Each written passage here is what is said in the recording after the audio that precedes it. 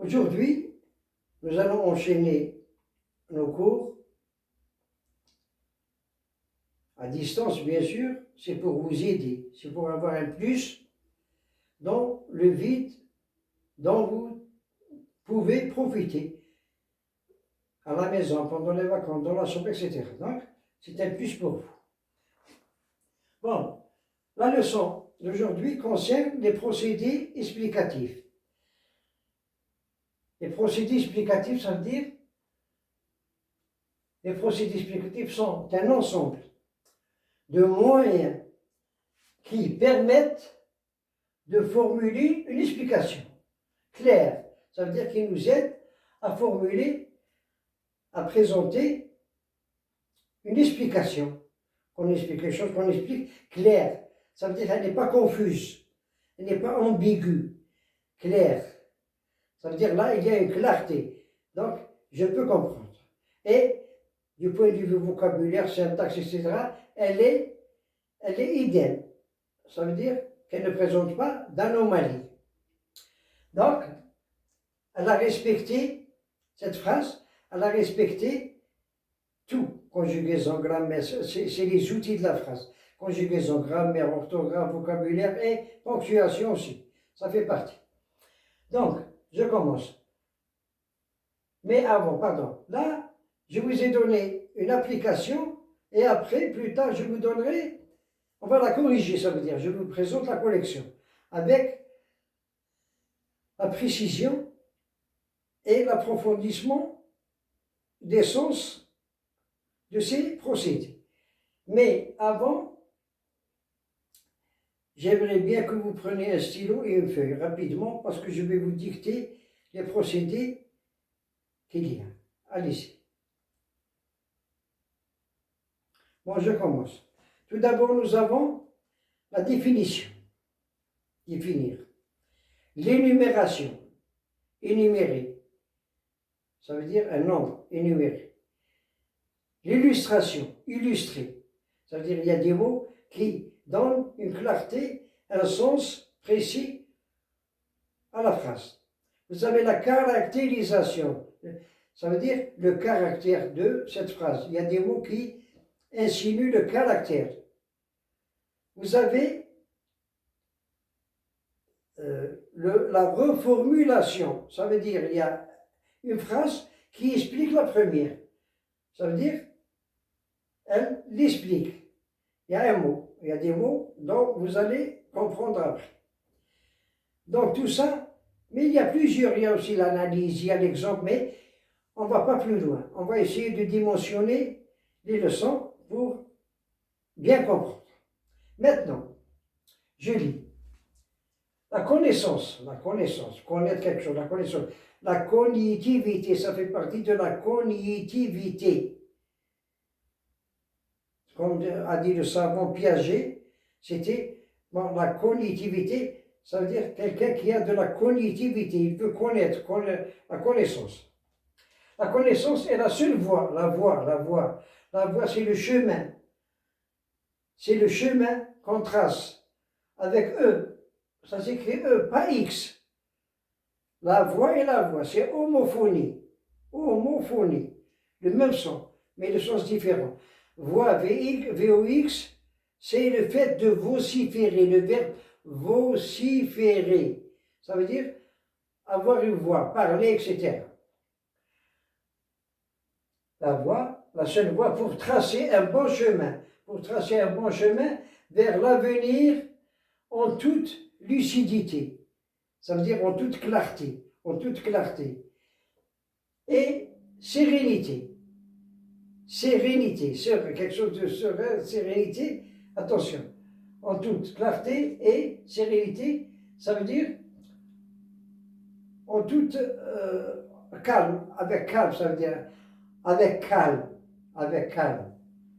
ça. Portez là le procédé, c'est quoi?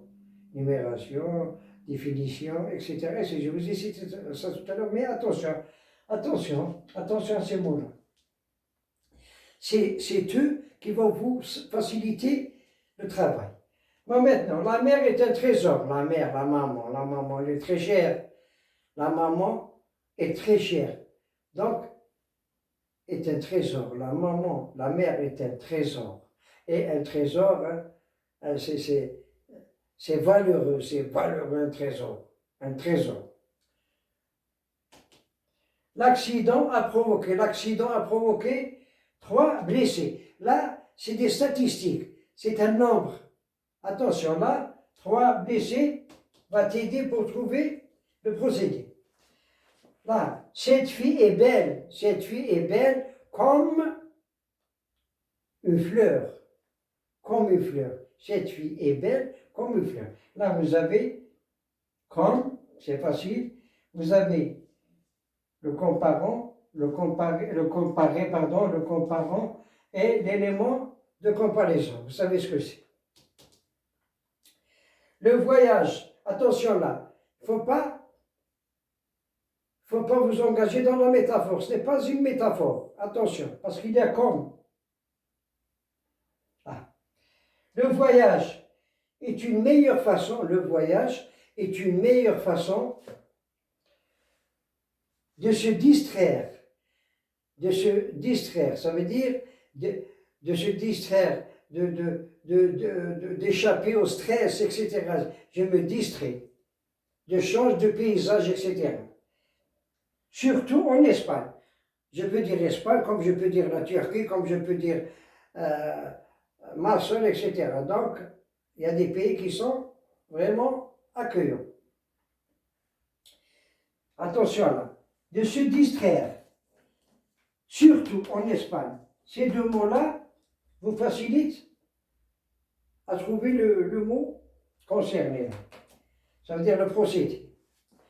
Pardon. Ma mère est revenue du marché. Ma mère a apporté du marché pain, lait, orange et yaourt. Je n'ai pas dit du pain, non, c'est le bon français. 2 points, pain, lait, orange et yaourt. Là, il y a 2 points. Vous savez ce que c'est. Le chameau est un mammifère. Le chameau, vous savez ce que c'est. C'est un mammifère. Le chameau vit au Sahara, par exemple le désert. Chez le vaisseau du Sahara, ça veut dire il est très caractérisé par sa forme, etc. Donc, le chameau est un mammifère. Un mammifère, c'est quoi? Ça veut dire la chamelle. La chamelle, c'est le féminin de chameau, la chamelle, féminin. Elle donne du lait, elle nourrit son bébé avec du lait. Donc elle est mammifère. Vous savez ce que c'est? Mammifère, c'est quand une maman donne du lait, nourrit son enfant avec du lait. Elle est mammifère. Qui a 2 bosses? Il a 2 bosses. Le chameau a 2 bosses. Et qui vit en Asie. Ce chameau qui a 2 bosses, il vit en Asie. Nous, notre chameau a une seule bosse. Donc on l'appelle un dromadaire. On l'appelle un dromadaire. C'est un chameau, mais c'est un dromadaire pour l'identifier par une seule bosse, par sa bosse. Ça. Attention. Attention. Il a 2 bosses. 2 bosses et il vit en Asie. Attention. L'Algérie est la première en superficie en Afrique. L'Algérie est grande, elle a une superficie qui est grande en Afrique. C'est la première, parce que nous avons le Sahara le Sahara seul fait 5 fois la France. Le Sahara fait 5 fois la superficie de la France. Donc là, c'est des statistiques. Des statistiques, c'est des cas, c'est des nombres. Attention. Pardon. Bni Haroun, vous savez ce que c'est, est un grand barrage. Un grand barrage, c'est l'un des premiers barrages d'Afrique. Attention, il est très grand. Autrement dit, une vaste retenue d'eau. Une vaste retenue d'eau. ça veut dire on retient de l'eau, donc c'est un barrage.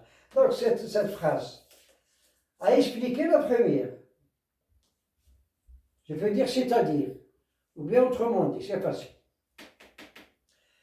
J'adore les fleurs, j'adore les fleurs, j'adore les fleurs. Rose, narcisse et le jasmin. Il adore. La rose, narcisse, c'est une variété de fleurs. Le jasmin et le jasmin. 2 points. Attention. C'est facile.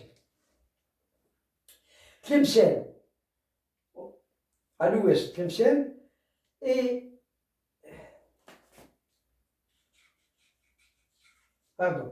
Tlemcen est une ville connue par ses propres rues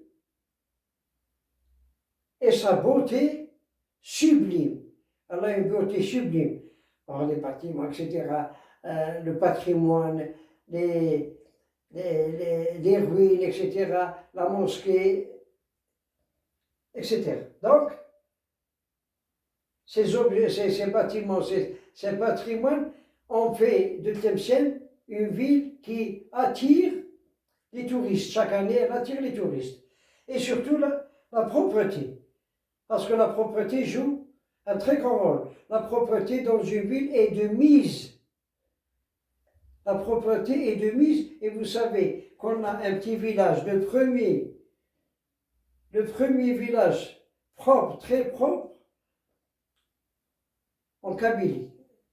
Vous avez fait ça jadis. Donc, il est très propre. Pourquoi? Parce qu'il reflète les habitants. Il reflète les habitants. Quand vous êtes là, vous pensez directement au civisme. Le civisme de ceux qui habitent là. Ils sont propres. Donc, la propreté est de mise.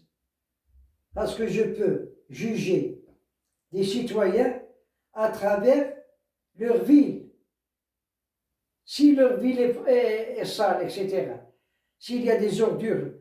Donc ça reflète les citoyens. Ça veut dire qu'ils n'ont pas joué leur rôle d'être propre, etc. Donc, on appelle ça le civisme. Ah. Je disais, oui, sa beauté sublime, attention, sa beauté sublime. Une beauté sublime. Cherchez ça dans le dictionnaire, allez. La salinité, ça veut dire le sel, le rapport de sel dans l'eau. C'est la salinité. La salinité de l'eau est une mesure de la quantité de sel en milligrammes par mètre cube d'eau. Ça veut dire qu'on évalue la salinité de l'eau en milligrammes par mètre cube. Et vous savez que l'eau, chaque région a sa qualité d'eau. Il y a l'eau douce, on peut boire facilement. Mais il y a l'eau qui est douce, mais elle présente une quantité de sel. Par exemple, au Sahara, il y a de l'eau qui est salée, un petit peu salée, ça veut dire la salinité est à remarquer. Donc, c'est un tout qu'on mesure, ça. Donc, à travers tout ça, vous essayez de porter dans chaque encadrement, le procédé jugé utile. Énumération, caractérisation, illustration, définition, reformulation, etc. Donc, et après ça, la semaine prochaine, on va corriger ce que je vous ai présenté aujourd'hui et je vous donnerai plus tard les définitions exactes de chaque procédé. Si c'est l'énumération, je vous donne le vrai sens pour que vous puissiez au moins vous aventurer plus tard dans d'autres exercices. Bon, donc la séance s'achève. Je vous remercie. À bientôt, Charles.